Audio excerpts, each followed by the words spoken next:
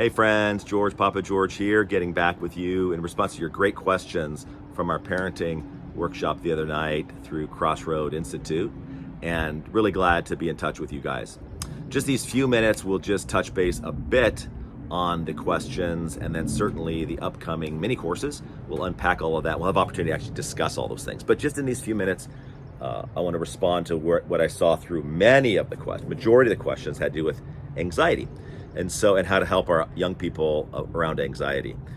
Very often, how to help ourselves with our own anxiety. I'm going to send you into basic direction, if you would, to be my student and ask you to look up CBT and DBT. CBT, cognitive behavioral therapy. DBT, dialectical behavioral therapy. CBT is basically the science that has shown us that our troubling emotions come from our distorted way of thinking. And we come to find out that we actually have more distorted thoughts than clear and healthy thoughts. And our young people come across this all the time. They might have black and white thinking, become perfectionists, and then have a lot of anxiety. The anxiety comes from the distorted way of thinking or approaching that situation.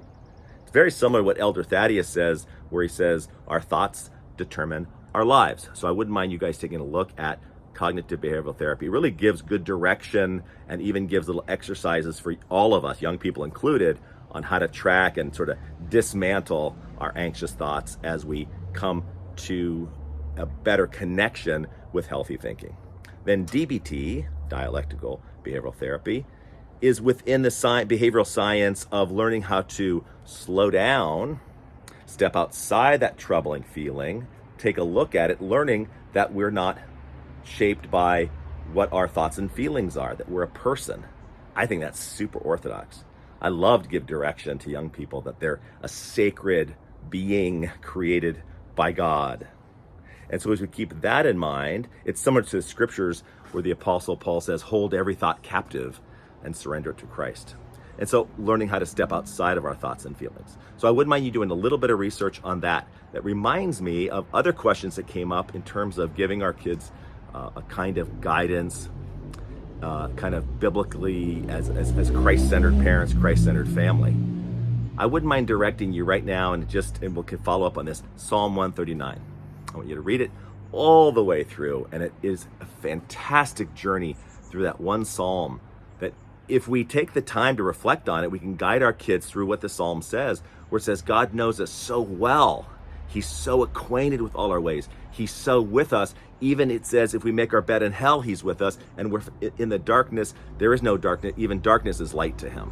It's a very self-soothing kind of scripture that even connects with that we're fearfully and wonderfully made. So I think there's a lot of grounded, self-soothing kind of messaging going on in Psalm 139. And then it concludes at the end of that psalm where it says, search me, O God, and know my heart.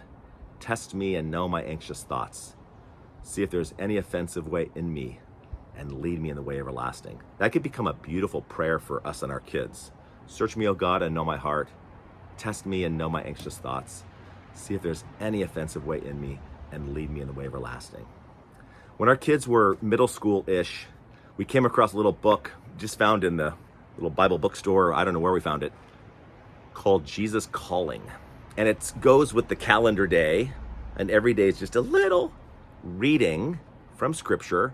But what's cool about the book is that it puts Jesus's message to us in the first person in a way that he is speaking to us that day and giving us a beautiful Christ-centered message from his heart to our heart.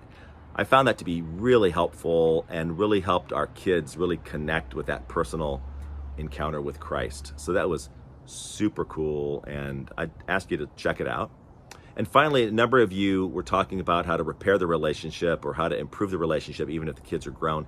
All I'd say on that in these moments is that when we make amends and we humbly ask anyone, and certainly our young people or our grown children, in what area specifically we want to make amends, when we're transparent, when we're honest and humble, I find that leads to a lot of repair.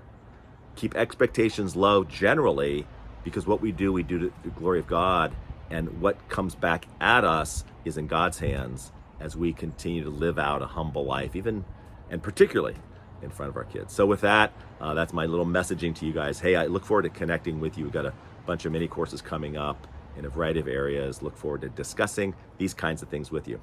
Okay, sounds great. Thanks, guys. Bye.